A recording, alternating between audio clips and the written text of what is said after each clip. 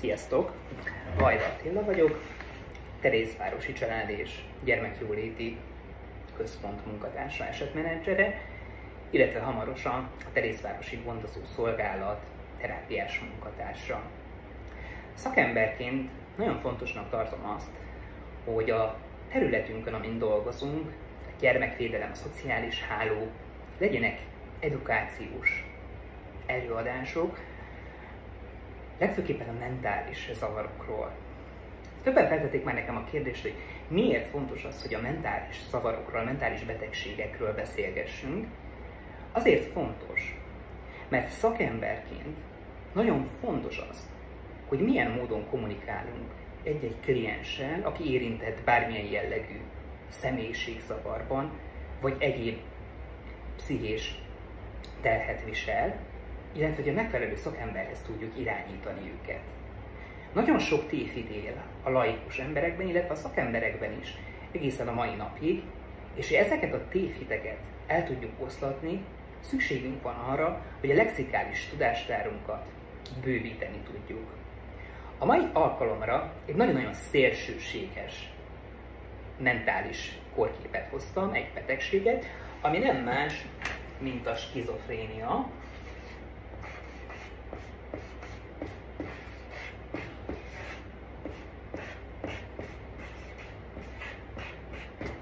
A skizofrénia görög eredetű szó, az elme hasadását jelenti. Biztosan láttatok már nagyon sok hollywoodi filmet, amelyek nagyon furcsa módon mutatják be bizonyos karakterek által magát a skizofréniát, vagy ahogy a szaknyelven hívjuk, skizofréniát. A skizofréniás állapotot sokszor összemossák a hollywoodi filmek a diszociatív személyiségzavarral. Na most tegyük helyre, hogy a kettő között mi a különbség. A diszociatív személyiségzavar egy olyan mentális betegség, ahol az embernek több személyisége van.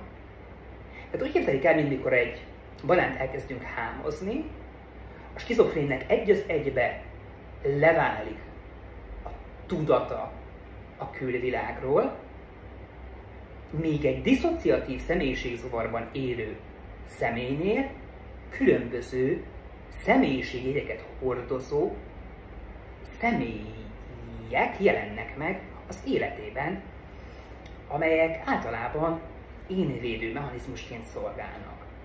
A diszociatív személyiségzavar leggyakoribb kiváltó oka szexuális abúzus, illetve családon belüli erőszak, bántalmazás. De ma nem a diszociatív személyiségzavarról szeretnék beszélni, csak félretenni azt, hogy amit a hollywoodi filmekben látunk, hogy egy embernek több személyisége van, az nem egyenlő a skizofréniával. Egy ilyen hollywoodi filmet szeretnék mondani, széttörve, egy diszociatív személyiségzavarral küzdő emberről szól, akinek 24 személyisége van, azonban egy picikét a skizofrénia tüneteit is belevették. Illetve olyan karakterek is megformálódásra kerülnek, hogy az emberben egy nagyon erős félelem van a skizofrén betegek tekintetében. A lakosságnak nagyjából a 0,5%-a érintett skizofréniával. A skizofréniának vannak pozitív és vannak negatív tünetei. A pozitív tünetek nem azt jelentik, hogy vannak jó részei a skizofrén állapotnak, a negatív pedig, hogy rossz részei. A pozitív tüneteket azok a tüneti képek közé sorolhatjuk, amelyek egy skizofrén emberben megtalálhatóak, felfedezhetőek ezek a jegyek, azonban egészséges kortársuknál ezek a jegyek nem mutatkoznak. Ilyenek lehetnek a téveszmék,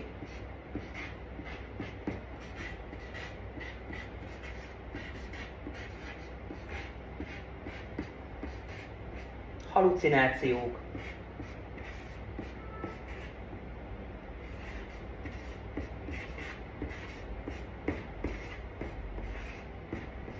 A hallucinációk megjelenhetnek képi,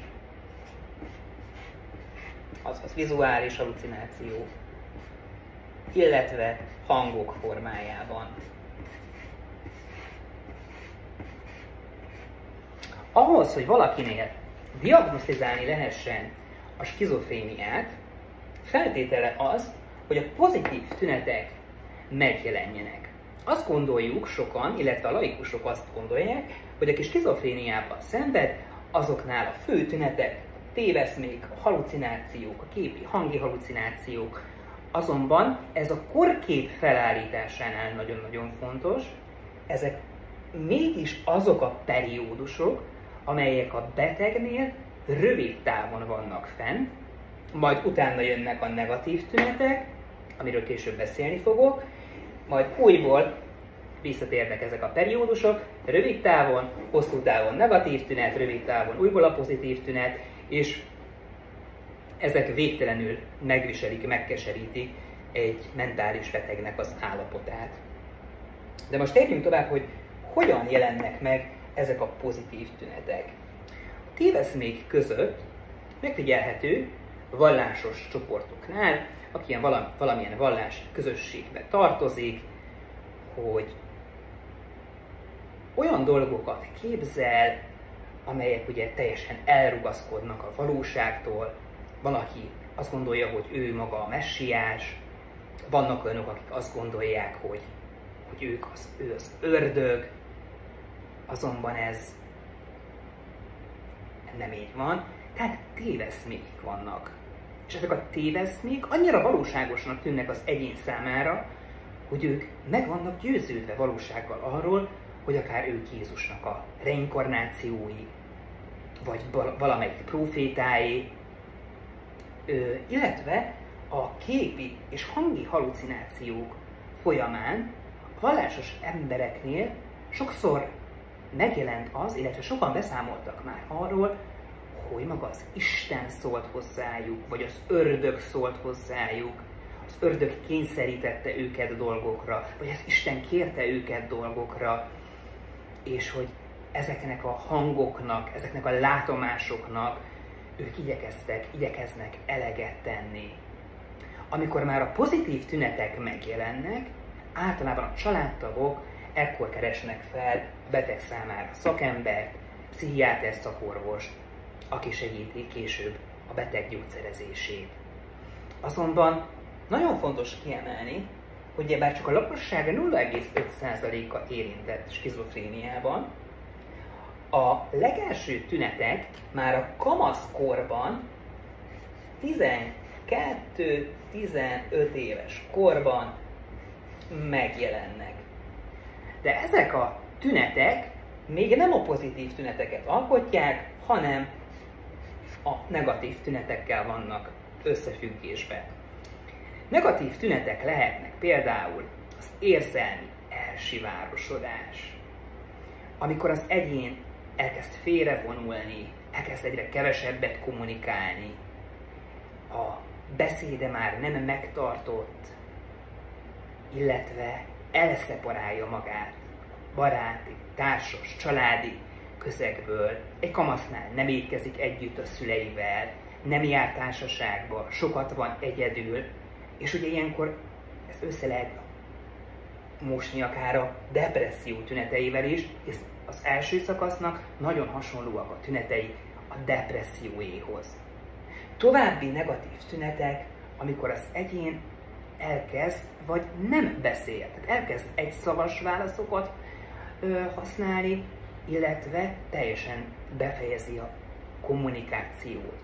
Vagy például megjelenhet negatív tünetként a katatónia, amikor teljesen érzelemmentessé válik az ember arca, nem gesztikulál, nem mozog, akár több órán keresztül is képes egy helyben tartani, konkrétan mint egy izomgörcsbe a testét, amelyek később azért megviselik a szervezetet. És a sok-sok negatív tünet után, illetve hát a téveszmék alakulnak ki a pozitív tünetek. Azt gondoljuk, hogy a skizofréniát pozitív tünetek határozzák meg. Szóval el kell árulnom nektek, hogy ez sajnos nem igaz, vagy nem sajnos, de hogy ez nem fedi a valóságot, ugyanis a negatív tünetek azok, amelyek sokkal nagyobb periódusokban fennállnak a beteg életében, mint sem a pozitív periódusok.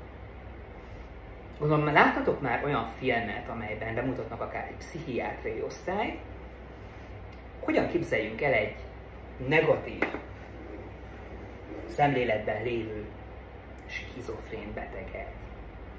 Például lelassul a motorikus funkciója, lelassul a beszéde,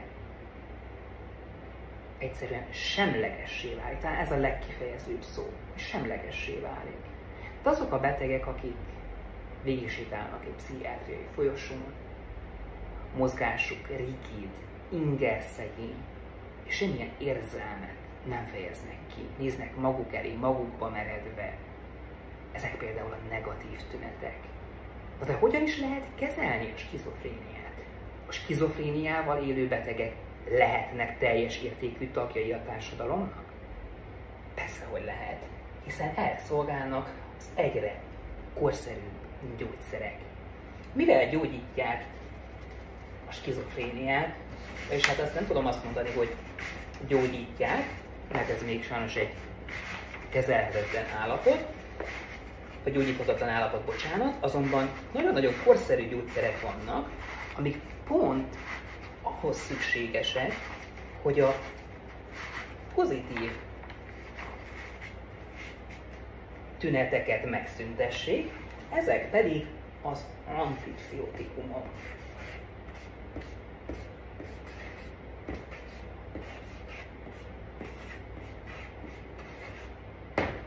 Az antipszichotikumok közül legismertebbek quetiapin,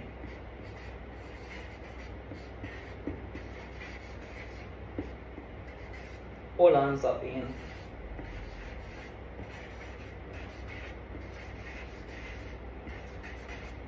haloperidol,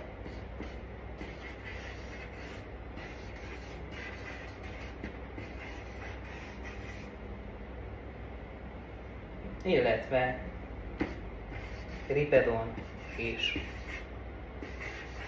egyéb sok antipszichotikum. Talán a legkorszerűbbek ezek közül az olanzapin és a quetiapin származékok, melyeket több gyógyszergyártó cég is gyárt. Ezek arra szolgálnak, hogy megakadályozzák a pozitív tüneteket, hiszen azokat nagyon nehéz a betegnek átélni. Bele ezt tudjuk képzelni, milyen lehet az egészséges emberként, hogy hangokat hallunk, parancshalucinációkat esetleg, amiket meg is teszünk, hisz a hangok arra valamire utasítanak minket, vagy akár képi halucinációt, egyszerre több hangot. Tehát nagyon-nagyon bonyolult és összetett az elmének a működése, és a skizofrén embert ezek nagyon-nagyon megviselik. Sokan azt mondják, hogy akik ezeket a gyógyszereket szedik, azoknál felerősödnek a negatív tünetek, az érzelmi elsivárosodás. Azonban azt kell mondanom, hogy a kutatások alapján ez nem teljesen fedi a valóságot, bár azoknál a betegeknél, akik valamilyen antipszichotikummal élnek, nagy valószínűséggel megjelennek a negatív hullámok is, azonban ezek akkor is megjelennének, ha nem szednének gyógyszert. Jó gyógyszerbeállítással, pszichoterápiával ezek a betegek is élhetnek teljes értékű életet, és lehetnek nagyon hasznos tagjai a társadalomnak. Hogyan nézhet ki egy skizofrén betegnek a pszichoterápiája? Általában ott nem a betegség gyógyítása a cél, hiszen, mint korábban említettem, ezt gyógyítani még nem lehet, sokkal inkább a kommunikáció, társas kapcsolatok, érzelmek kimutatása, érzelmek megélése. Általában ezeken alapul a pszichoterápia, hogy ők is be tudjanak illeszkedni, és hasznos tagjai tudjanak lenni a társadalomnak. És mert bárki diagnosztizálná magát, illetve összemosná a depressziót a skizofréniával, ugye, mint korábban mondtam, hogy gyakorlatilag csak a 0,5%, de diagnosztizálatlan skizofrénekkel talán a lakosság 1%-a lehet érintett ebben a betegségben, az öröklődési arány az, ami viszonylag magas.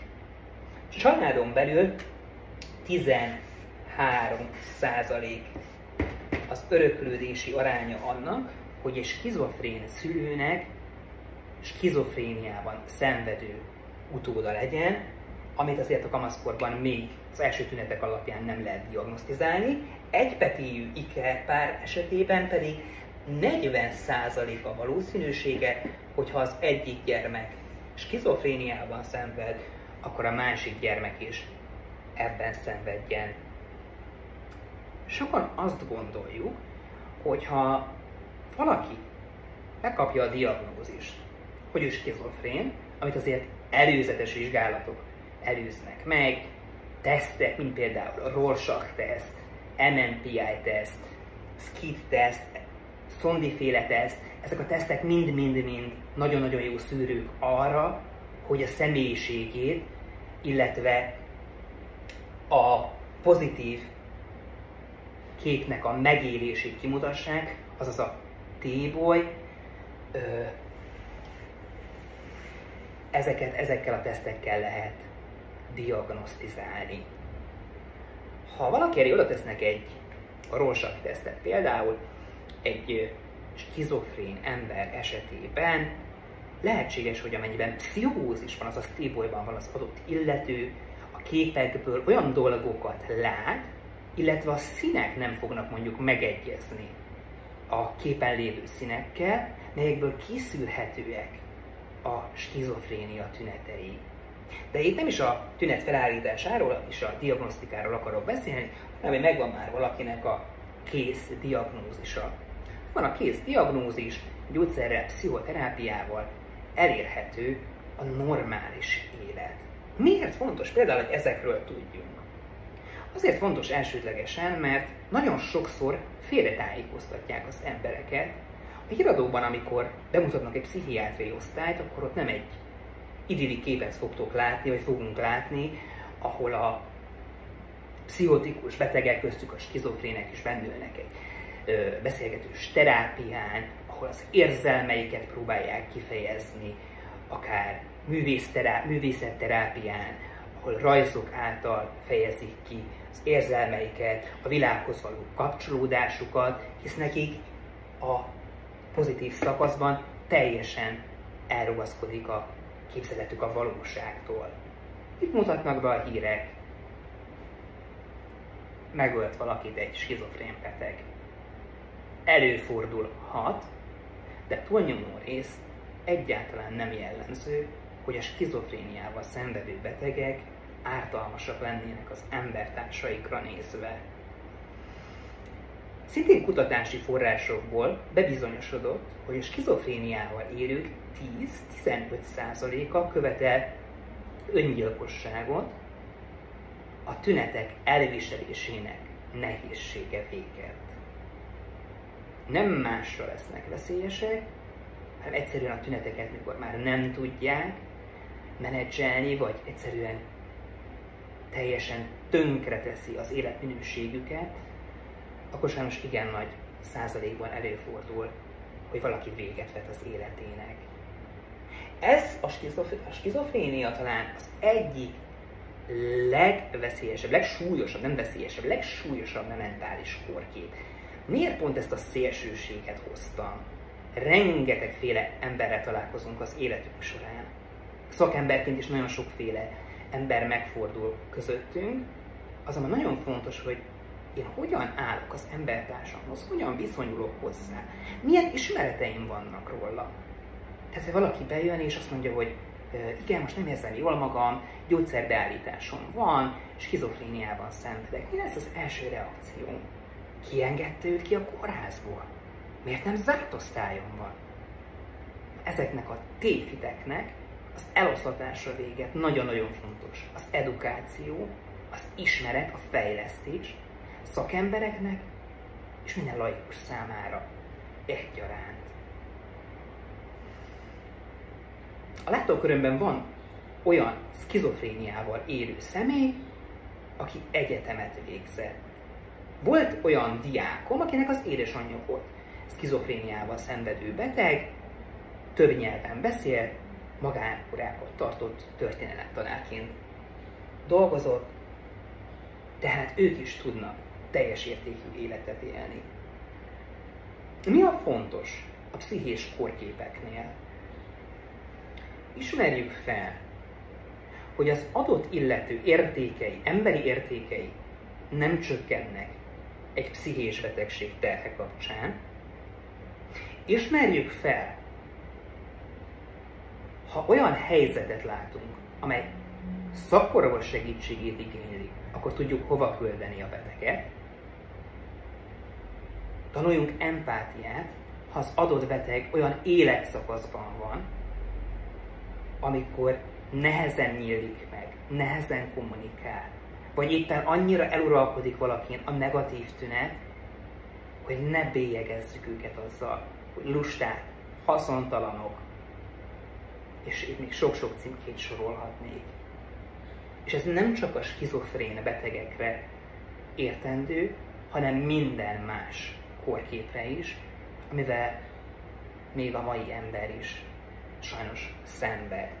Bízom benne, hogy lesznek annyira korszerű gyógyszerek, amelyek vagy teljesen megszüntetik mindkét részét, a pozitív és a negatív tüneteket is a skizofréniánál, vagy az egészségre nem lesznek annyira károsak. Mert ugye említettem az antipszichotikumokat, azonban ezek többnyire hízást, cukorbetegséget, 2-es típusú cukorbetegséget, fogszagasodást, májelégtelenséget, vagy akár hosszú távon szív- és érrendszeri megbetegedést is okozhatnak.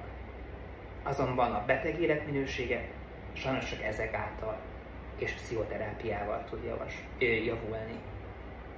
Ezért kérlek benneteket is, ha bármilyen mentális betegséggel rendelkező emberrel találkoztok, ne stigmatizáljátok őket.